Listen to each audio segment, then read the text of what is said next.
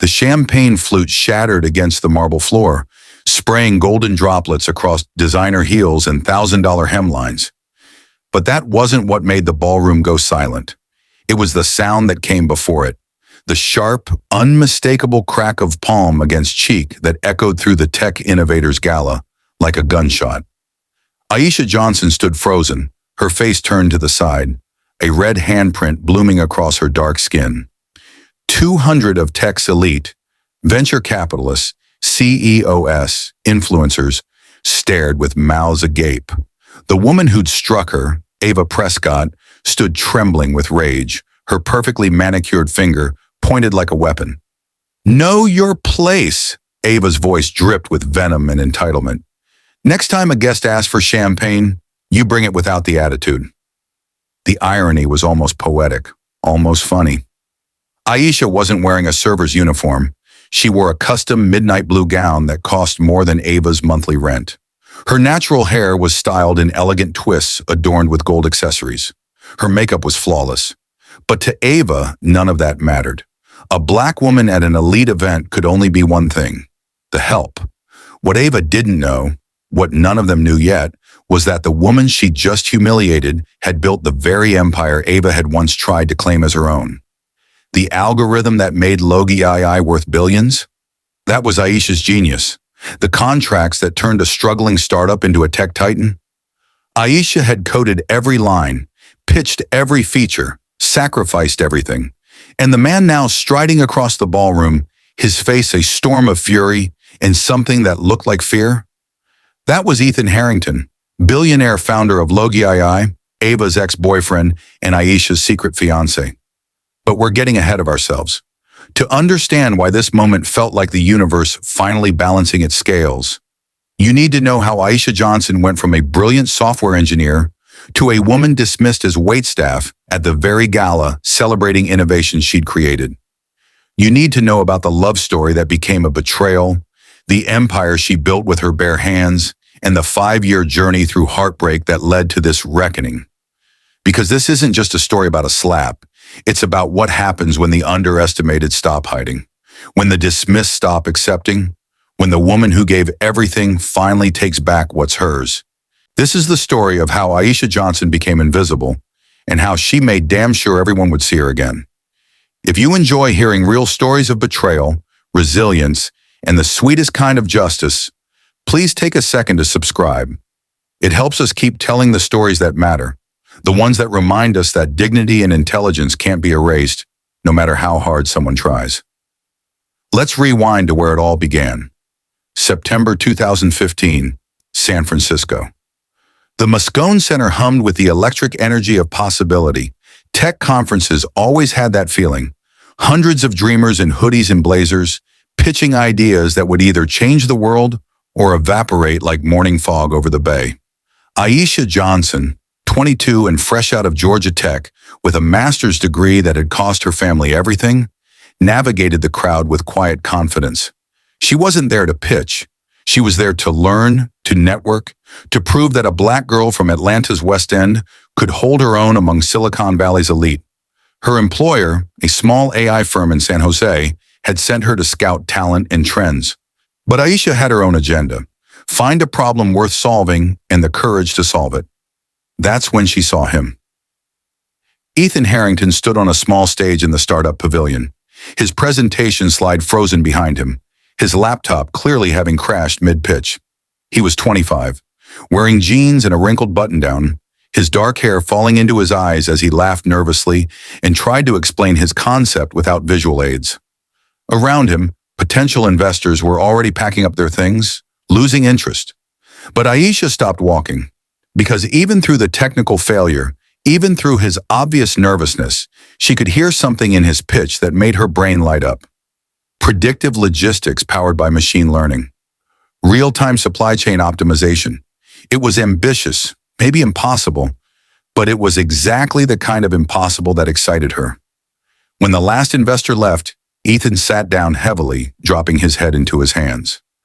Aisha watched him for a moment, then made a decision that would change her life. She walked over. "Your algorithm's solid," she said, "but your execution architecture is going to bottleneck at scale. You're thinking too linearly. Ethan looked up, surprised. You understood that? Aisha raised an eyebrow. I have a master's in AI and machine learning. So yeah, I understood it. His face broke into a sheepish grin. Right. Sorry, God, that sounded condescending, didn't it? Little bit. Can I buy you coffee and let you tell me everything I'm doing wrong? Because I'm pretty sure I just bombed so hard that I need to rethink my entire approach. That coffee turned into 6 hours in the hotel lobby. Laptops open, sketching out system architectures on napkins. Ethan was funny, self-deprecating, genuinely brilliant in ways that hadn't translated to his terrible presentation. He told her about growing up middle class in Seattle, working 3 jobs to fund his startup, living off ramen and hope. He told her about his vision, a world where deliveries were so efficient that small businesses could compete with giants like Amazon. Aisha told him about her own dreams, a PhD, maybe her own startup someday, research that could help communities like the one she came from access resources more efficiently. They talked about code like poets, talked about language, finding elegance in efficiency, beauty in clean solutions. By the end of the night, something had shifted. Ethan looked at her differently, not like a potential colleague, but like someone he didn't want to stop talking to. I know this is crazy, he said as they finally packed up at 2 a.m., but I feel like I've known you for years. Is that weird? Aisha smiled. Little weird, but I get it. Can I call you? Not for work, just to talk? 6 months of long distance followed, video calls that lasted until sunrise, weekend flights when they could afford them, building not just a relationship, but a partnership. Ethan showed her his startup's struggles, the mounting debt, the investors who kept saying no, the technical problems he couldn't solve alone. Aisha found herself staying up late, helping debug his code, suggesting optimizations. She was falling in love, yes, but she was also falling in love with the challenge, with the possibility of building something that mattered. When Ethan asked her to move to Silicon Valley, to join Logi AI as his lead engineer, Aisha knew what it would cost. The stable job she'd finally landed, the proximity to her family in Atlanta, her mother who cleaned houses, her father who drove trucks, her younger sister who looked at her like she'd conquered the world just by getting that degree. She'd be giving up security for a startup that might fail, betting everything on a man she'd known less than a year, and a dream that existed mostly on whiteboards.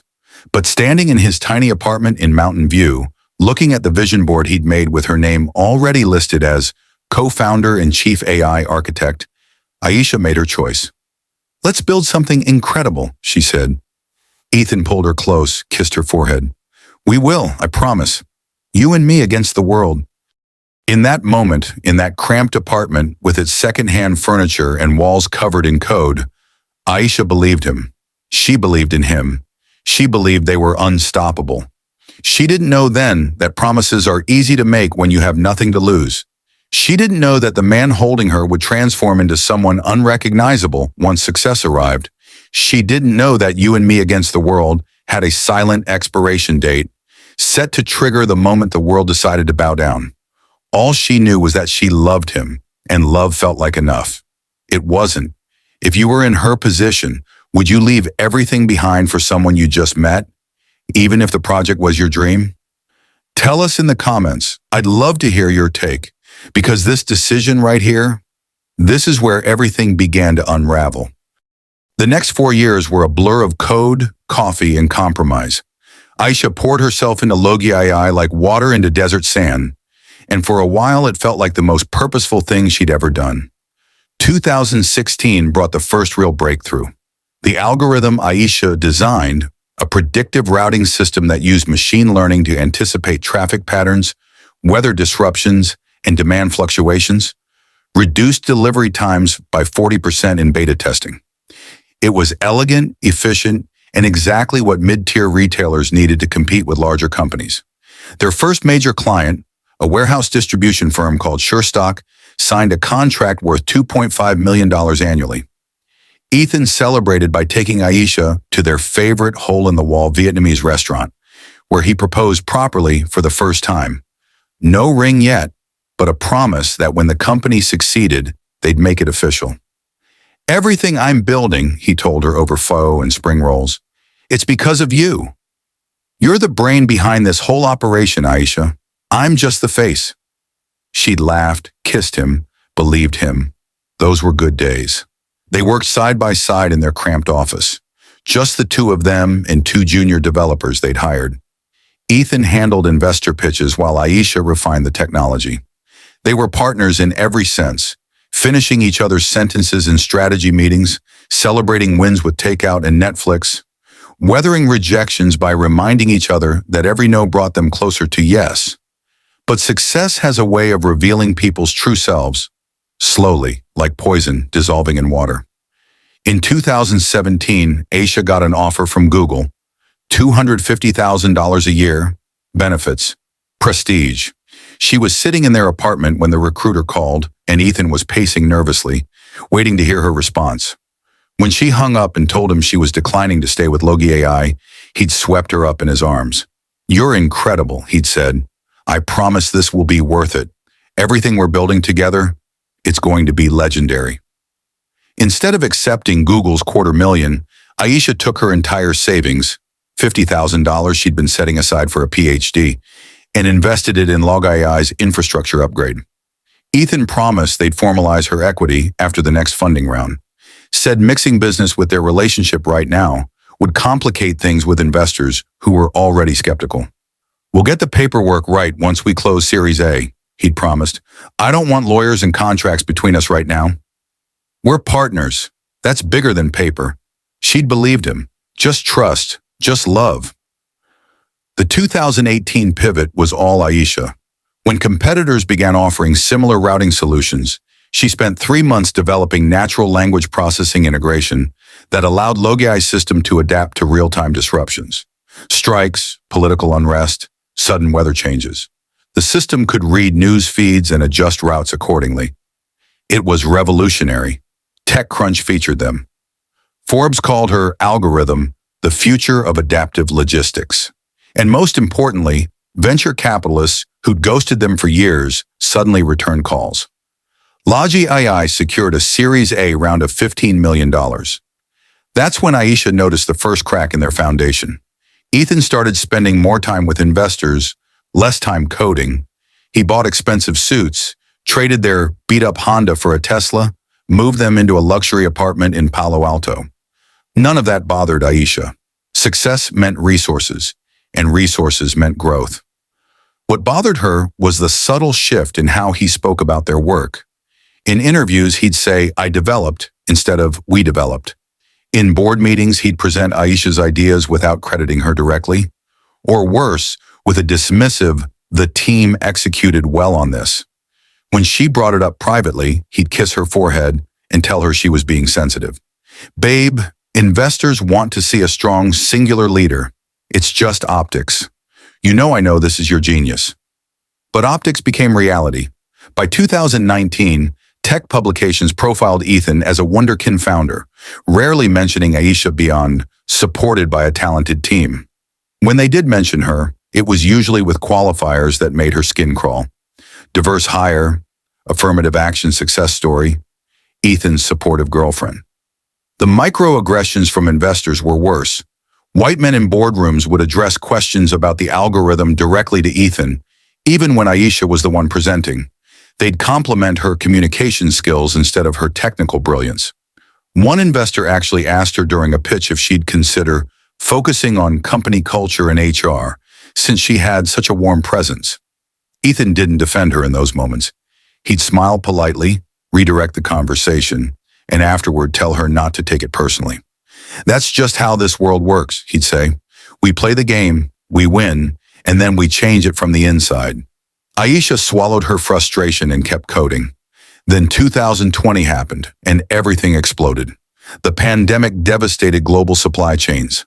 Companies were desperate for solutions as traditional logistics collapsed under unprecedented disruption. Aisha worked 18-hour days for 3 months straight, building a scalable cloud module that could adapt to the chaos in real time. She integrated health data, travel restrictions, capacity constraints, and worker availability into the algorithm. It was the most complex thing she'd ever created. Logi AI became a lifeline for mid-size e-commerce companies trying to survive. Revenue exploded from $500,000 annually to $150 million. The company's valuation hit $800 million. Ethan was profiled in Time magazine. Bloomberg called him the pandemic profiteer who got it right. Aisha wasn't in the photo. Ethan hired Ava Prescott in August 2020. 24 years old, blonde, bubbly, with an MBA from Stanford and absolutely zero technical expertise. She was brought on as executive assistant to the CEO, but her role seemed to be attending fancy dinners, posting on Logi AI's Instagram, and laughing at Ethan's jokes in meetings.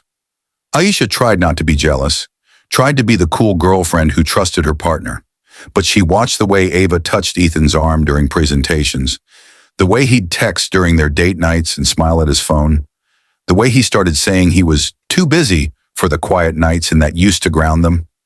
When she asked about Ava, Ethan rolled his eyes. She's an employee. Don't be paranoid. 3 months later, Aisha found the text. Not by snooping, Ethan left his laptop open and iMessage notifications lit up the screen. From Ava. Last night was amazing. When are you going to tell her? The floor dropped out from under her world. The confrontation was clinical, cold. Ethan didn't even try to lie. He sat across from her in their expensive apartment, in furniture she'd helped pay for with her invisible labor, and told her the truth with frightening calm. I've been seeing Ava for a while now. I didn't know how to tell you. How long? Does it matter? How long? Ethan. 6 months. Aisha felt her heart crystallize and shatter simultaneously. 6 months. You've been fucking your assistant for 6 months while I built your entire company. See, that's the problem, Aisha. His voice took on an edge she'd never heard before. You keep saying you built my company. Logi AI is mine. I'm the founder. I'm the CEO. You're brilliant, yes, but you're not the vision. You're the execution. I'm the execution? She laughed, hollow and bitter. I wrote 90% of that code. I designed the core algorithm. I turned your half-baked idea into something worth hundreds of millions. And I'm grateful for that. But I've evolved. The company's evolved. I need someone who fits this new life. He gestured vaguely, as if this new life was self-evident. Ava gets the social dynamics, the image, the networking. She's what I need now. What you need is someone who doesn't remind you that you'd still be eating ramen without me. Ethan's face hardened. I'm sorry you feel that way. I've had my lawyers draft a separation agreement. You'll get $100,000 for your contributions. That's generous, considering you were never officially a co-founder. $100,000? The company's worth $800 million. Take it or leave it. You don't have equity. You never signed a formal agreement. That's on you for being naive. The word naive hit like acid. Aisha stood, grabbing her purse with shaking hands. I want that in writing, the agreement, and I want to pack my things without you here. Security will escort you from the office tomorrow. You're not to access company systems or contact any employees. You're having me escorted out by security? Like I'm stealing office supplies? It's standard procedure for departing employees. I'm not an employee, Ethan. I'm the person who built everything you're standing on. He shrugged. Then you should have made sure you had it in writing. Would you have seen the warning signs earlier? Or is love really that blind? Drop your thoughts below, because what happened next would haunt Aisha for years. And it's the wound that makes what comes later so beautifully devastating. January 2021. Aisha sat in her childhood bedroom in Atlanta's West End, staring at the glow-in-the-dark stars she'd stuck to the ceiling when she was 12. They were still there, faded now, just like the dreams she'd once pinned to them. 28 years old, single, unemployed, back in her parents' house with $100,000 that felt more like hush money than compensation. She'd signed the separation agreement because fighting Ethan meant lawyers she couldn't afford and a tech industry that would blackball her for being difficult. The depression came in waves. Some days Aisha could barely get out of bed. The humiliation wasn't just personal, it was professional. Word spread fast in Silicon Valley. Ethan's people controlled the narrative. She'd been a junior developer who'd gotten in over her head, couldn't handle the pressure, had a messy personal relationship with the CEO that ended poorly. The subtext was clear: emotional, unstable, not executive material. Job interviews went nowhere. Hiring managers would get excited about her credentials until they realized she was that Aisha Johnson. Then suddenly the position would be filled, or her cultural fit was questioned. Her mother, Gloria, watched her daughter's light dim with the helplessness of a parent who'd sacrificed everything. Gloria Johnson had cleaned houses for 20 years to help pay for Aisha's education. She didn't understand algorithms or venture capital, but she understood heartbreak and betrayal. "Baby," she said one morning, bringing tea to Aisha's room, "you can't let that man steal your spirit. He took your work, fine. He took your money, fine. But you cannot let him take who you are. I gave him everything, Mama. 5 years of my life, my savings, my dreams. And he threw me away like I was nothing. Then make him regret it? How? He's a billionaire. I'm nobody." Gloria sat on the edge of the bed, taking her daughter's face in her weathered hands. "You know what your grandmother used to say? The people who underestimate you give you the greatest power. Surprise? He thinks you're beaten. Good. Let him think that while you get ready." Getting ready meant starting over. Aisha registered as a freelance AI consultant, taking contracts that barely covered rent. But she was strategic. She targeted companies in logistics, supply chain, and e-commerce. She built relationships. She listened to pain points. And slowly, quietly, she documented something that Ethan had been too arrogant to consider. Proof. Proof that the core IP of Logi AI, the algorithm that made everything else possible, was entirely her creation. She had early emails where she'd outlined the architecture, code repositories with her commits, messages where Ethan admitted he didn't understand the mathematics, design documents in her handwriting, technical presentations where she'd explained concepts to him. Aisha wasn't sure what she'd do with this evidence, but she archived everything, backed it up in 3 different locations, and waited for an opportunity that felt right. Meanwhile, she watched from a distance as Ethan's empire grew. Logi AI went public in 2022. The IPO made Ethan a billionaire 3 times over. He bought a mansion in Atherton, a yacht, a private plane. Ava was by his side in every photo, dressed in designer clothes, playing the role of supportive girlfriend to a tech titan. It should have killed Aisha to watch. Instead, it clarified something. She didn't want him back. She didn't want revenge in the traditional sense. What she wanted was recognition, for the truth to be known, for her contributions to be undeniable, for the narrative he'd written to be corrected. She wanted the world to see her. By 2023, Aisha was rebuilding. A consortium of Black tech founders hired her to develop a logistics platform for minority-owned businesses, a direct competitor to Logi AI, but serving an underrepresented market. The work was meaningful, and for the first time in years, Aisha felt like herself again. She was coding, solving problems, mentoring younger engineers. She dated tentatively. A software architect named Marcus made her laugh, reminded her that not all men weaponize vulnerability. They didn't work out long term, but he was kind when it ended, and kindness felt revolutionary after Ethan. Then in March 2024, everything shifted. Ethan called, not texted, called. His voice on the line made Aisha's chest tight. "I know you probably don't want to hear from me," he started. "Then why are you calling?" "Because I owe you an apology, a real one. Can we meet? Please, just coffee. 1 hour." Aisha should have said no, should have blocked his number and moved on with her life. But curiosity, or maybe the need for closure, made her agree. They met at a neutral coffee shop in downtown San Francisco. Ethan looked older, more tired. The boyish charm had hardened into something more calculated, but there were cracks in the facade, shadows under his eyes, tension in his shoulders. "Thank you for coming," he said. "I wasn't sure you would." "You have 59 minutes. He laughed, but it was hollow. "Right, okay, I'll get to it. I fucked up, Aisha, monumentally. The person I became after Logi AI took off, that wasn't me. Or maybe it was me, and I didn't want to admit what success revealed. Which was. that I'm capable of cruelty when I'm scared, that I prioritized image over integrity, that I convinced myself I deserved credit for work I didn't do because I couldn't handle the truth, that you were the genius and I was just the salesman. Aisha sipped her coffee, saying nothing.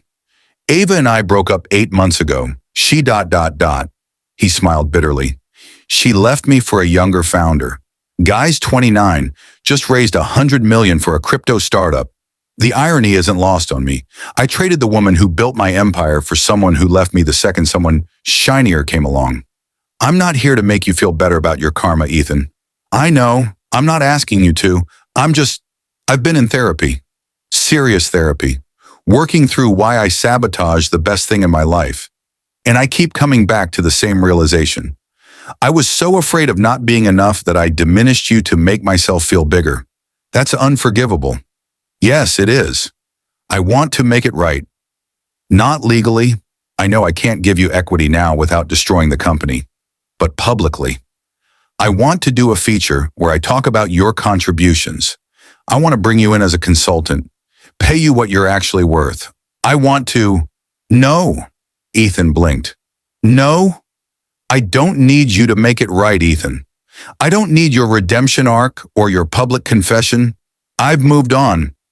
I'm building something that matters without you. His face fell. Right. Of course. I just thought... What? That 3 years later, I'd be waiting for you to validate me? Aisha stood, shouldering her bag. You don't get to be the hero of my story twice. First you wrote me out. Now you want to write me back in on your terms? I'm good. She left him sitting there and it felt powerful, clean. But he didn't stop. Over the next year, Ethan showed up. Not aggressively, but persistently.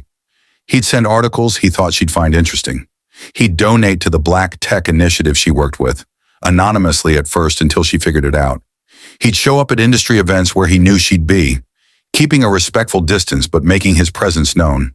And slowly, infuriatingly, Aisha saw glimpses of the man she'd fallen for in 2015.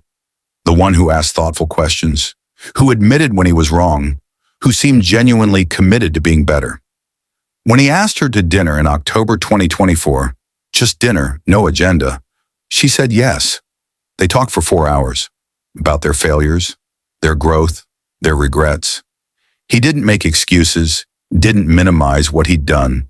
He listened when she told him about the depression, the professional exile, the years it took to rebuild her confidence. I can't take back those years, he said, but if you'd ever consider letting me be part of your life again, not as the center of it, but as someone who finally understands your value, I'd like to try. As friends first. Just friends. Aisha was skeptical, guarded, but she was also human, and humans are complicated. They started slowly. Coffee dates, industry events as colleagues, carefully rebuilt trust. By March 2025, they were dating again, cautiously, with boundaries.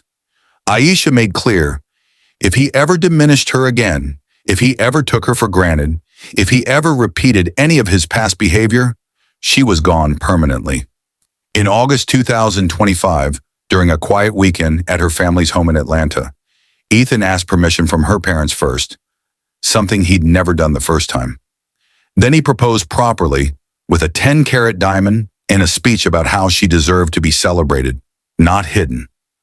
Aisha, seeing her mother's tears of cautious hope and her father's protective scrutiny, said yes, but she had one condition. The engagement stayed private. No announcements, no social media, no public displays until she was certain the change was real. She wanted to see if he could handle being with her as an equal when no one was watching, when there was no applause for his redemption arc. We'll tell the world when I'm ready, she told him, when I'm sure this isn't performance. He agreed without hesitation. However long you need. I'm not going anywhere. For 3 months, they kept the secret. Ethan wore no ring. They attended events separately. He never slipped, never pressured her, never made her decision about his ego. And slowly, Aisha began to believe he meant it.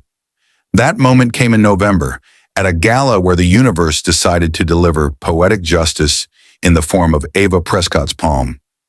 Do you think she should have given him a second chance? Or is some betrayal too deep to forgive? Comment your thoughts below, because what happens next makes this question a lot more complicated. The tech innovator's gala was supposed to be a quiet night of observation for Aisha. She'd bought her ticket independently, not as Ethan's guest, wanting to attend as her own person. Her work with the Black Tech Consortium had earned her an invitation based on merit. Her new logistics platform had won an innovation award, and for the first time in years, people were recognizing her name without Ethan attached to it. She dressed deliberately, a custom midnight blue gown that hugged her curves, her natural hair an elegant twisted updo adorned with gold accessories, makeup that made her dark skin glow. She looked stunning, successful, and entirely self-possessed. Ethan was on the other side of the ballroom, maintaining distance as they'd agreed, though she'd caught him staring at her multiple times with an expression that mixed pride and longing. The gala was beautiful: crystal chandeliers, string quartet, champagne towers, the city skyline glittering through floor-to-ceiling windows. Aisha was networking with a venture capitalist interested in her platform when she decided to get some air by the bar area. That's when she heard the voice. "Excuse me, waitress." Aisha turned. Ava Prescott stood behind her, looking dramatically different from the bubbly assistant Aisha remembered. 3 years had hardened her. Too much Botox, too much filler, too much plastic surgery chasing youth that was already gone. Her dress was expensive but tacky, designer labels worn without understanding. She looked like someone desperately trying to prove she still belonged. "I'm sorry," Aisha said politely. "I said I need more champagne. This glass is empty." Ava thrust her flute forward impatiently. "I'm not. Don't make me wait. I'm a VIP guest. Ethan Harrington's former fiancé." She said the title like a shield, like proximity to Ethan still granted her status. Aisha felt something cold settle in her chest. Not anger yet, but a kind of clinical fascination. Ava genuinely didn't recognize her. 5 years of working in the same company, and Ava had so thoroughly dismissed Aisha as irrelevant that her face hadn't even registered. "I'm not a server," Aisha said calmly. "I'm a guest." Ava's eyes narrowed, really looking at her for the first time. Recognition flickered, then twisted into something ugly. "Oh my God, you! Ethan's little..." She caught herself, but the damage was clear. "What are you even doing here? Don't tell me you paid for a ticket to a tech gala? Did you cater your way in?" Around them, conversations were starting to pause. People were noticing. "I'm here because I was invited," Aisha said, keeping her voice level. "As an award recipient, actually. The Black Tech Consortium's logistics platform won." Right, Ava waved dismissively. "Some diversity initiative thing. Look, I don't care about your little participation trophy. Just get me champagne before I complain to management about the help being difficult." "Ava, I'm not..." "Don't say my name like you know me." Ava's voice was rising now, attracting more attention. Years of losing relevance, of watching Ethan move on while she scrambled for status, seemed to be crystallizing into this moment. "You were always so desperate, hanging around the office, pretending you were important. Everyone knew you were just there because Ethan felt sorry for you. Diversity hire who couldn't take a hint." The words hung in the air, poisonous and echoing. Aisha felt heat rising in her chest, but she kept her composure. "You're mistaken, and you're making a scene." "I'm making a scene?" Ava laughed, shrill and ugly. "You're the one standing here in a dress you probably can't afford, crashing an event for your betters, and you're telling me I'm making a scene? This conversation is over." Aisha turned to walk away. That's when Ava grabbed her arm. "Don't you dare walk away from me when I'm..." Aisha pulled free, her voice finally showing an edge. "Don't touch me." "Or what? What are you going to do? You're nothing. You've always been nothing. Just some..." Ava stopped herself again, but the unspoken slur vibrated in the space between them. The crowd was fully watching now, a circle of horrified spectators. Aisha stepped back, creating distance. "I'm going to walk away now." "I suggest you do the same." But Ava was beyond reason, beyond social awareness. Years of bitterness, of watching her stolen life evaporate, of being replaced and forgotten, erupted in a moment of violent entitlement. "Know your place. The slap came so fast that Aisha barely registered the movement before the burning sting exploded across her cheek. The sound echoed through the ballroom like a crack of thunder. Her head snapped to the side, gold accessories scattering from her hair. The champagne glass she'd been holding, her own glass, not even a server's, shattered against the marble floor. Time seemed to stop. 200 people stood frozen, mouths open, phones already rising to record. Aisha's ear rang, her cheek throbbed. But what struck her most was the shocked silence. Not shock at the violence, but shock that seemed to say, how did this escalate so fast? And who was that woman who got hit? No one rushed to help her. No one immediately condemned Ava. They just stared. And in that moment, Aisha understood with perfect clarity that to most of this room, she was still invisible, still dispensable. A black woman at a predominantly white event, and no matter what she wore or achieved, to people like Ava, she'd always be the help. Ava stood trembling, her face flushed, her hand still raised. Next time a guest asks for champagne, you bring it without the attitude. Aisha touched her cheek, felt the heat of the handprint, tasted blood where her teeth had cut the inside of her mouth. She could feel tears threatening, hot and humiliating, but she wouldn't give Ava the satisfaction. She straightened her spine, lifted her chin, and looked directly into Ava's eyes with such calm, such dignity, that it was Ava who flinched first. You just assaulted me, Aisha said quietly, in front of 200 witnesses because you assumed I was here to serve you. I want you to remember this moment, Ava. What happens next? You brought it on yourself. That's when she felt the shift in the air, a parting of the crowd like the Red Sea, and the temperature in the ballroom seemed to drop 10 degrees. Ethan Harrington moved through the crowd with the kind of controlled fury that made people instinctively step back. His face was a mask of barely contained rage. His jaw clenched so tight Aisha could see the muscle jumping. But what made people really nervous was his eyes. They were locked on Ava with an intensity that promised consequences. What the hell did you just do? His voice was low, dangerous, nothing like the charming public persona he usually projected. Ava's face cycled through emotions in rapid succession: confusion, recognition, fear, then desperate justification. Ethan! Oh my God, I didn't know you were here. This waitress was being incredibly rude and I... Waitress? Ethan's voice could have cut glass. You think she's a waitress? Well, she was just standing here and I assumed... You assumed. Ethan moved closer, and Ava took an involuntary step back. Let me tell you what you actually did, Ava. You just assaulted Aisha Johnson, the woman who built Logai AI's entire technical foundation.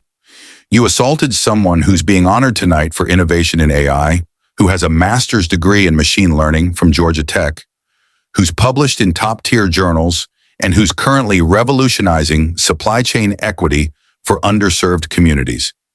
You assaulted someone who has more technical genius in her fingernail than you have in your entire body.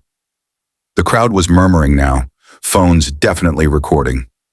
Ava's face had gone pale. She didn't say...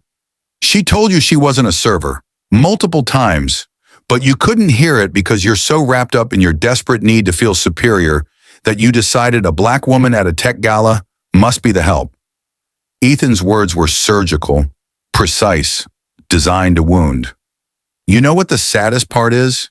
You learned nothing. 3 years ago, you thought you'd won by taking my relationship. You thought you'd claim some prize. But you were never the prize, Ava. You were the consolation. Ava's eyes filled with tears, not of remorse, but of humiliation. How dare you? How dare I? Ethan laughed, bitter and sharp. You just struck the woman I'm going to marry, and you're asking how dare I? The ballroom collectively gasped. Aisha's eyes widened. They'd agreed to keep the engagement private. This wasn't the plan. Ethan turned to Aisha, and his expression softened completely, transforming from fury to something achingly tender. He reached into his jacket pocket and pulled out a small velvet box. When he opened it, the ring inside caught the light from a dozen chandeliers, a stunning emerald-cut diamond surrounded by smaller stones that spelled out her initials in tiny gems. I know we said we'd wait, he said, his voice now gentle, meant only for her even though everyone was listening. I know you wanted to be sure I'd changed, that I could honor you publicly the way you deserved. But I can't wait anymore. Not after watching someone disrespect you like you're nothing when you're everything. He dropped to one knee right there, on the marble floor still sparkling with champagne and broken glass, in front of the entire tech elite. Camera flashes went off like paparazzi lightning. Aisha Johnson, you built my empire when I was too proud to admit it. You gave me everything when I deserved nothing. You loved me at my worst and still somehow found it in your heart to give me a second chance I didn't earn. You are the most brilliant person I've ever met, and I've spent 5 years trying to live up to the man you believed I could be. Aisha's hand was still on her burning cheek, tears now streaming freely, but not from pain, from the surreal recognition of this moment, of being seen, finally completely. I don't deserve you, Ethan continued, his own voice breaking slightly, but I promise to spend every day trying to. Will you marry me? Publicly, officially, so everyone knows that the genius behind Logi AI, the woman who revolutionized predictive logistics, the woman who's about to change the industry all over again. Will you let the world know you're mine, and more importantly, that I'm yours? The ballroom was so silent you could hear breathing. Aisha looked at the man kneeling before her, the boy she'd fallen for in a hotel lobby, the monster he'd become, the work he'd done to return to something human. She looked at Ava, still frozen in horror. She looked at the crowd of people who'd watched her get struck and done nothing, who were now witnessing her elevation. This was her moment, her choice, her power. Yes, she said clearly, her voice steady and strong. I'll marry you. The ring slid onto her finger, perfect fit, because Ethan had commissioned it months ago, waiting for her signal. He stood and pulled her into his arms, careful of her injured face, and the ballroom erupted in applause. But Ethan wasn't done. He turned to face Ava, his arm protectively around Aisha's waist. You want to know the real reason I left you, Ava? It wasn't for someone newer or shinier. It was because I finally looked in the mirror and hated what I saw, and you were holding up that mirror. You were everything shallow and cruel about the person I'd become. Leaving you was the first step to finding my way back to the woman I should have never lost. Ava's mouth opened and closed like a fish. You can't humiliate me like this. I'll sue. You'll do nothing, Ethan said coldly. Because if you try, I'll make sure every tech company in Silicon Valley knows that you physically assaulted an award-winning AI engineer at a professional gala. I'll make sure the video that's already being uploaded to Twitter trends worldwide. I'll make sure your name becomes synonymous with racist entitlement.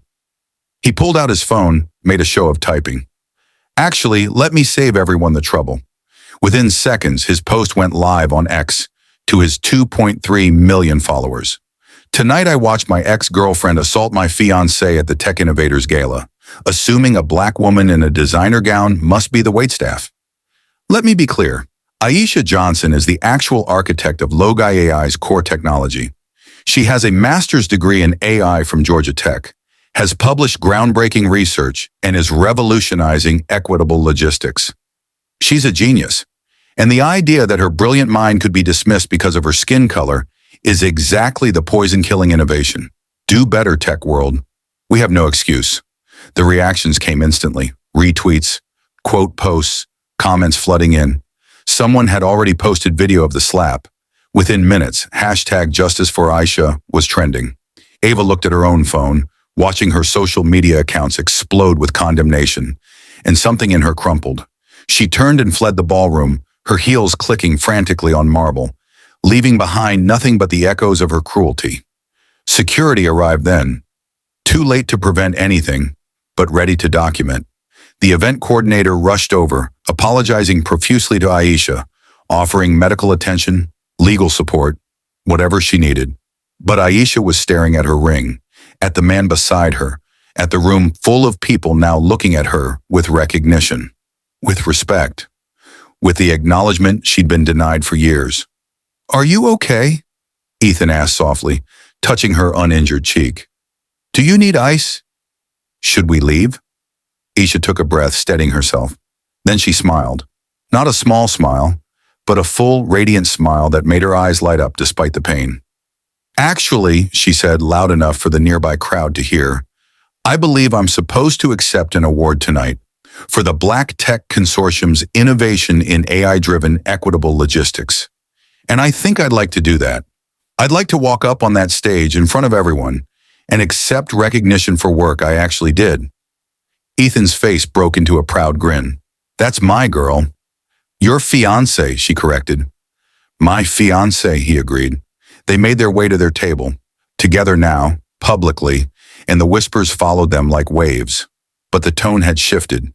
People were no longer whispering about the drama, but about Aisha herself. Someone looked up her credentials on Wikipedia. Someone else pulled up her published papers. The tech press in attendance were frantically typing, already crafting the story that would dominate headlines tomorrow. When Aisha's name was called for the Innovation in Equitable Technology Award, the applause was thunderous, not performative, but genuine. People stood. Some were guilt-driven, sure, having just witnessed their own complicity in her erasure. But others were truly celebrating. Aisha walked to the stage, her head high despite the swelling on her cheek, her gown shimmering under the lights. She accepted the Crystal Award, stood at the microphone, and looked out at 200 faces that had finally stopped looking through her. Thank you for this honor, she began, her voice clear and steady. This award represents 3 years of work-building technology that serves communities that traditional logistics platforms ignore. Small businesses in underserved neighborhoods, minority-owned companies that can't afford enterprise-level solutions, the brilliant people who've been told, implicitly or explicitly, that innovation isn't for them. She paused, letting her gaze sweep the room. I know something about being told you don't belong, about having your contributions erased, about being brilliant in spaces that would rather you be invisible. But here's what I learned. Your value isn't determined by who recognizes it. Your genius doesn't disappear just because someone refuses to see it. And your presence in spaces that weren't designed for you?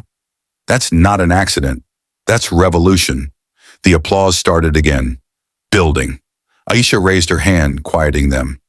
What happened tonight, both the violence and the vindication, that's a mirror. We like to think tech is a meritocracy, but merit requires being seen. So my challenge to everyone in this room is simple. Look around. Who are you not seeing? Whose brilliance are you assuming away? Whose contributions are you crediting to someone else? She held up the award. This isn't just mine. It belongs to every person who built something beautiful while being told they were building castles in the air. To everyone who coded through condescension. To everyone who persisted through being underestimated. We're not diversity hires. We're not lucky. We're not here to make you comfortable. We're here because we're exceptional. And it's time you all caught up. The standing ovation that followed was different from the polite applause at the beginning. This was acknowledgement, discomfort, and respect all tangled together. Aisha left the stage with her head high, and when she returned to her table, Ethan was waiting with ice wrapped in a cloth napkin for her cheek. That was incredible, he whispered. That was necessary, she corrected, pressing the ice to her face. The rest of the gala passed in a blur. People approached their table, some to apologize for not intervening, others to offer business opportunities, a few to share their own stories of being underestimated. Aisha's LinkedIn notifications exploded, her email filled with interview requests, speaking opportunities, investment inquiries. By the time they left the gala, walking hand in hand past photographers who now knew exactly who she was, Aisha felt something she hadn't felt in 5 years. Whole. Not because Ethan had defended her, not because Ava had been humiliated, but because she'd stood in the center of her truth and refused to shrink. If you could say one sentence to someone who underestimated you and lived to regret it, what would it be? Drop it in the comments, because Aisha's story isn't over yet, and what comes next makes everything worth it. The internet moved fast. By the time Aisha and Ethan reached his penthouse in Lower Manhattan, #1 trend in the United States and climbing globally, the video of Ava's slap had been viewed 12 million times. News outlets were already running stories with headlines like, Tech's Reckoning, When Racism Meets Innovation, and the invisible genius behind Loggy II finally gets her due. Aisha sat on Ethan's leather couch, ice still pressed to her cheek, scrolling through her phone with a mixture of vindication and exhaustion.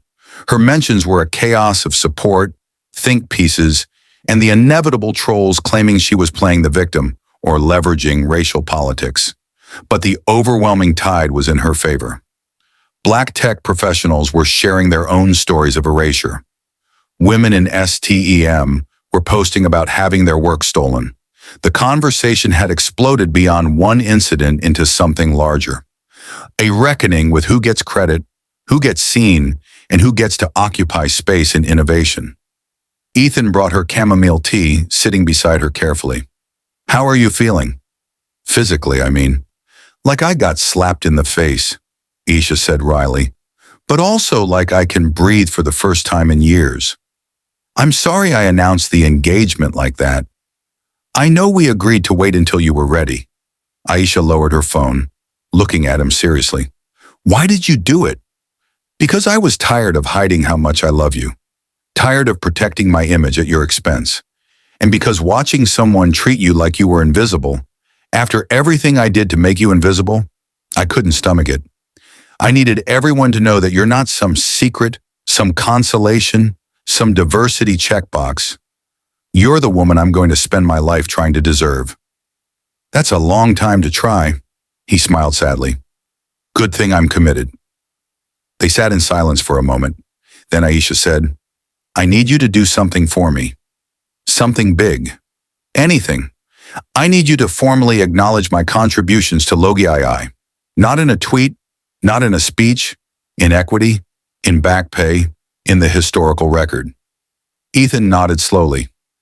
"I've been working on that. I had my lawyers draft papers months ago. I was waiting for the right moment. You'd be getting 15% equity retroactively, valued at your contribution level from 2016 to 2021. At current valuation, that's roughly $150 million. The $100,000 I gave you in 2021 will be credited against this settlement. So the actual payout is $449.9 million, plus ongoing back pay with interest calculated from day one, plus official title change in company records to co-founder and chief AI architect." Aisha's breath caught. $450 million? "It's less than you deserve, honestly. The company wouldn't exist without you. I'm also establishing the Aisha Johnson Innovation Fund, a $100 million endowment to support Black technologists, women in AI, and underrepresented founders. It'll be administered by the Black Tech Consortium, completely independent of me." Tears welled in Aisha's eyes. "Why? Why now?" "Because I finally understand that love isn't about possession or control. It's about amplification. I spent years trying to diminish you so I could feel bigger. I'm done with that. I want to spend the rest of my life making sure everyone knows how bright you shine." Aisha set down her tea, took his face in her hands and kissed him, gently because her face still hurt, but deeply. When they pulled apart, she whispered, "I'm choosing to believe you, to trust this. But if you ever..." "I won't. I swear on everything I am, I won't." The days that followed were a whirlwind. The video of Ava's assault went viral globally, spawning countless reaction videos, opinion pieces, and social media threads. Ava herself went into hiding after trying to post an apology that was immediately ratioed into oblivion. Someone dug up her past social media posts revealing a pattern of racist microaggressions and elitism, and brands she'd partnered with as an influencer dropped her within hours. Aisha gave interviews, carefully selected ones with journalists she trusted. She told her story. The 5 years of building an empire only to be erased, the heartbreak, the wilderness years, the slow rebuild.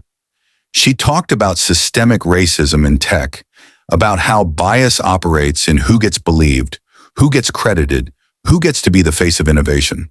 But she also talked about redemption and growth, about how people can change if they're willing to do the work, about how Ethan had spent 2 years in intensive therapy, reading extensively about racial bias and privilege, making amends not just with words but with structural change. "I don't think all betrayals deserve forgiveness," she told a reporter from WRED. But I do think growth is possible. Ethan today isn't the man who betrayed me. He's done the work, and I'm choosing to build a future with that man, not the ghost of who he was. The tech world reacted with mixed responses. Some praised Ethan's transparency and equity redistribution. Others called it performative, saying he should have done this years ago without needing public humiliation as motivation. Aisha understood both perspectives. She'd lived both truths. 3 weeks after the gala, Logi AI held a press conference. Ethan and Aisha stood together at a podium in the company's headquarters, the building she'd been escorted out of by security, now welcoming her back as an owner.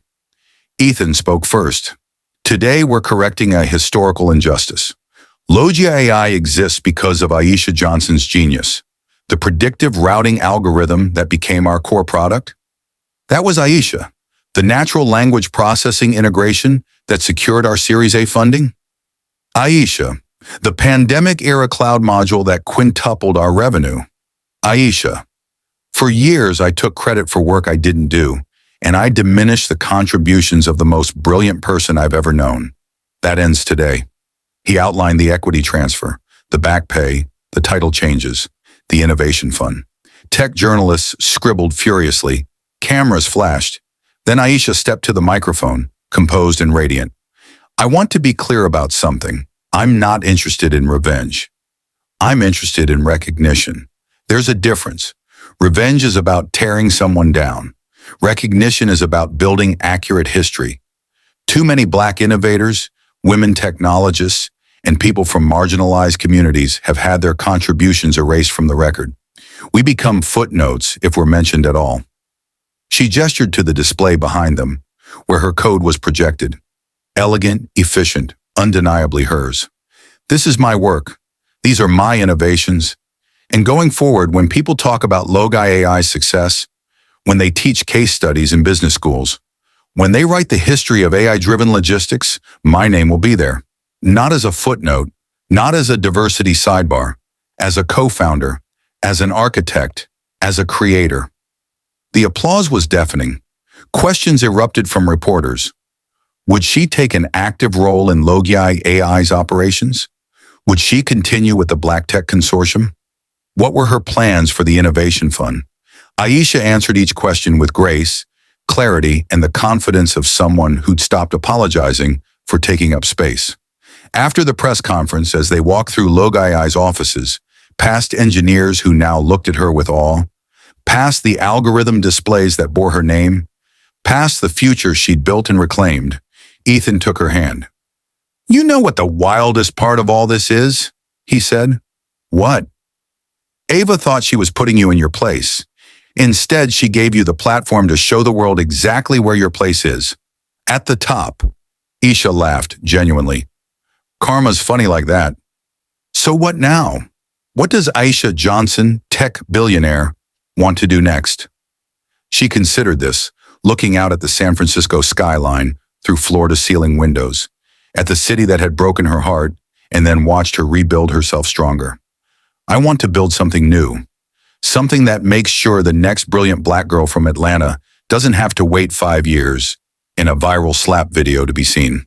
I want to change the infrastructure of who gets access, who gets funding, who gets to dream big without having to prove they deserve to exist in the room. That sounds like a revolution. Good, Aisha said, her reflection smiling back at her from the glass. I'm ready for one. Do you believe in second chances, or do some people not deserve redemption? Tell us in the comments, because the final chapter of Aisha's story is about to redefine what justice looks like.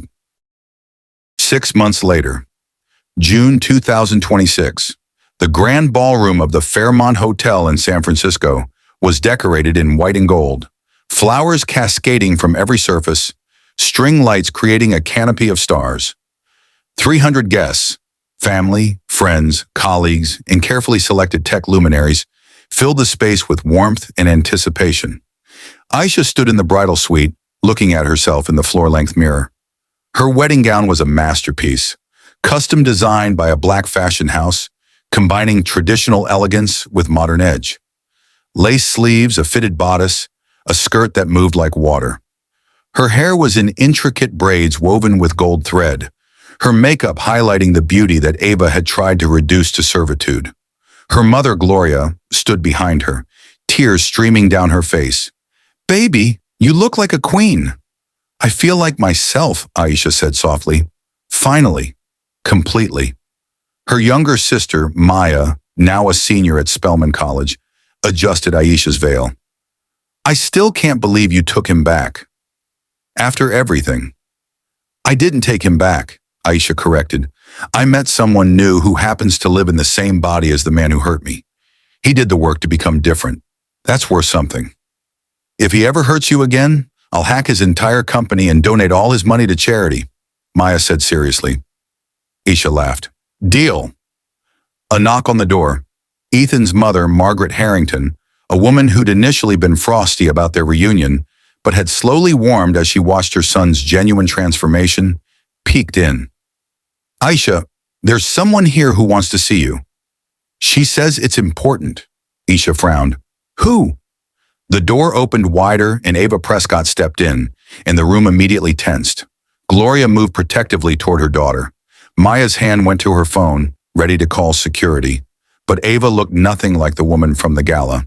She wore simple clothes, minimal makeup, and carried herself with a humility that seemed genuine rather than performed. Most striking was her face. She'd stopped getting fillers and Botox, and the excessive work was gradually fading, leaving something closer to her natural features. She looked more like a real person than a plastic imitation of youth. "I know I have no right to be here," Ava said quickly, seeing their hostile expressions. "I won't stay long. I needed to say something before you got married." "You have 60 seconds, Aisha said coolly. Ava nodded, accepting the boundary. "I've spent the last 6 months in therapy. Real therapy, not the kind where you complain about your problems and get validation. The kind where you face everything ugly about yourself. And I've had to face a lot." She took a shaky breath. "I convinced myself that I deserved Ethan because I fit the image of success. I was young, pretty by conventional standards, white, connected. I thought those were accomplishments. I didn't understand that I'd achieved nothing. I was just decorative. And when he left me, when I realized I had no substance, no skills, no real value beyond my appearance and connections, I broke." Tears were streaming down her face now. "Seeing you at that gala, looking successful and beautiful and accomplished, it held up a mirror to everything I wasn't. And instead of being inspired, I tried to destroy you.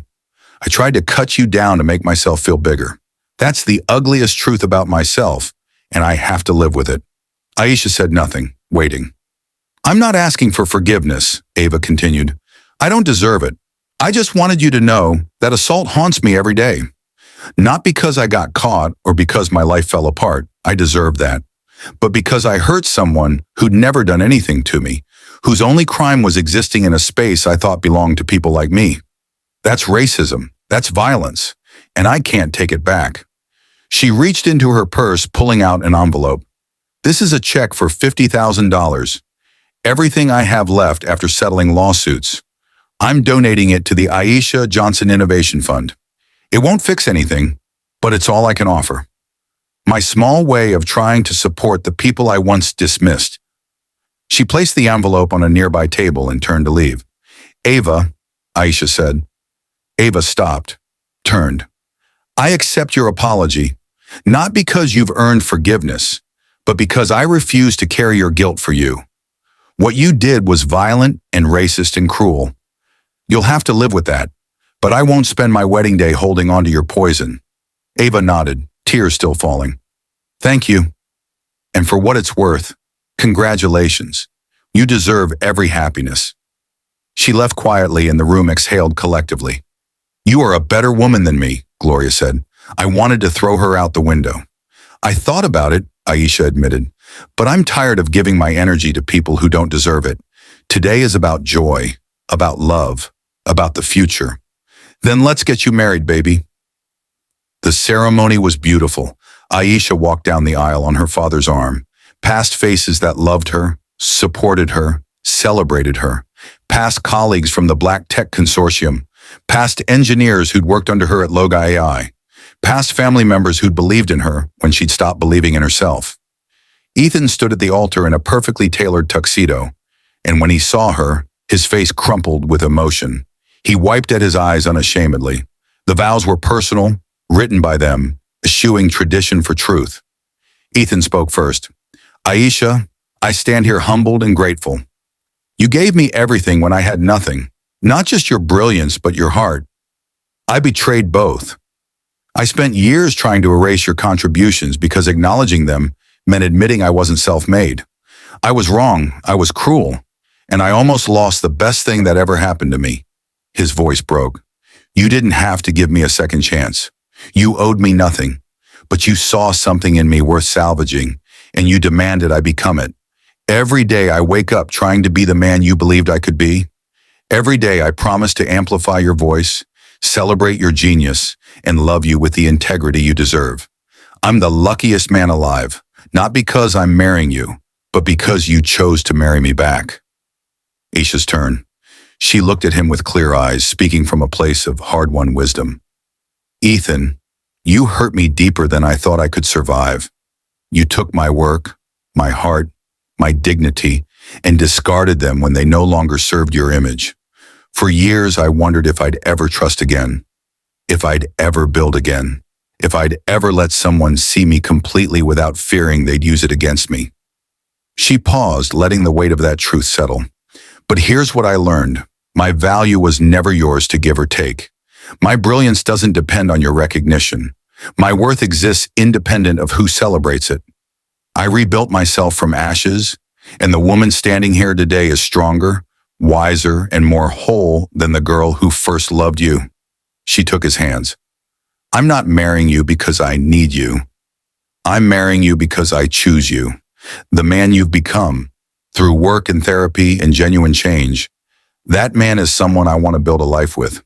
But let me be clear, I'll never again make myself small to make you comfortable.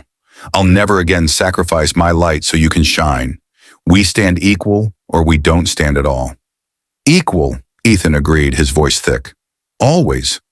Then I vow to love you fiercely and honestly, to challenge you when you need it, support you when you struggle, and celebrate you when you grow.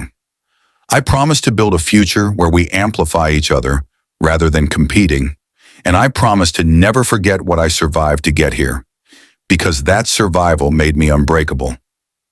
When the officiant pronounced them married, the kiss was tender, celebratory, and witnessed by a room full of people who understood what this moment meant. Not just a wedding, but a reclamation. The reception was joyful. Dancing, laughter, toasts that ranged from heartfelt to hilarious. But the most powerful moment came during Aisha's speech. She stood at the microphone, Ethan beside her, and looked out at the diverse crowd they'd assembled. Thank you all for being here to witness our new beginning. But I want to talk about endings for a moment, specifically the ending of a story that tried to write me out of my own history. She clicked a remote, and the screens around the ballroom lit up with her algorithm, her code, her innovations. This is what invisibility looks like when it refuses to stay hidden. This is what happens when the underestimated stop accepting. For everyone in this room who's ever been told you don't belong, who's had your work stolen, your contributions dismissed, your presence questioned, this is for you. She raised her glass. To the invisible becoming undeniable, to the dismissed becoming celebrated, to every person who built castles while being told they were stacking sand. You are seen, you are valued, you are necessary, and your place isn't at the margins, it's at the center. So let's build a world that reflects that truth. The applause was thunderous, but more importantly, it was genuine. A room full of people committing to do better, be better, see better. As the night wound down, Aisha and Ethan stood on the balcony overlooking the San Francisco skyline, the city of their beginning, their breaking, and now their renewal. You know what I was thinking? Aisha said, leaning into him. What's that? That gala, where Ava slapped me. They want us to keynote next year's event. They're dedicating an entire panel to equity and innovation attribution. Ethan laughed. From being mistaken for waitstaff to keynote speaker in 1 year. That's some biblical poetry right there. I told them I'd do it on one condition. What's that? That we hire formerly incarcerated women of color as the actual servers for the event, pay them double the standard rate, and introduce each one of them by name and future career goals before the program starts. Let the tech elite serve themselves for once and actually see the people they usually ignore. Ethan pulled her closer, kissing her temple. You're going to change this entire industry, aren't you? I'm going to try, Aisha said. One uncomfortable conversation, one structural change, one visible presence at a time. Because the next brilliant black girl from Atlanta, she shouldn't have to wait for a viral moment to be seen. She should walk into the room and know she belongs. And she'll belong because you built the door. Aisha smiled, looking out at the city that had tried to break her, holding the hand of the man who had broken her, standing in the future she'd built herself. No, she corrected softly. She'll belong because she exists. I just made sure people stopped looking away. And in that moment, standing in her power, wearing her history like armor, celebrated by a world that had once tried to erase her, Aisha Johnson understood something profound. Vengeance is loud. Recognition is patient. But reclamation is eternal. She'd been slapped in front of everyone, mistaken for the waitstaff, humiliated by someone who couldn't see past her skin. But she'd turned that moment into a movement. She'd transformed public shame into public reckoning. She'd taken a viral assault and made it a catalyst for change. Ava had tried to put her in her place. Instead, she'd shown the world that Aisha's place was wherever she decided to stand, and that she'd never be invisible again. Thank you for watching to the end of Aisha's story. Which part hit you the hardest? Her patience during those wilderness years, her courage at the press conference, or the grace she showed Ava at her wedding? Comment your thoughts below. And if you want more stories of people who transform their pain into power, their humiliation into triumph, subscribe and hit the notification bell. Tomorrow's story is about a janitor who overheard executives stealing her invention, and the way she got it back will leave you speechless. Don't miss it.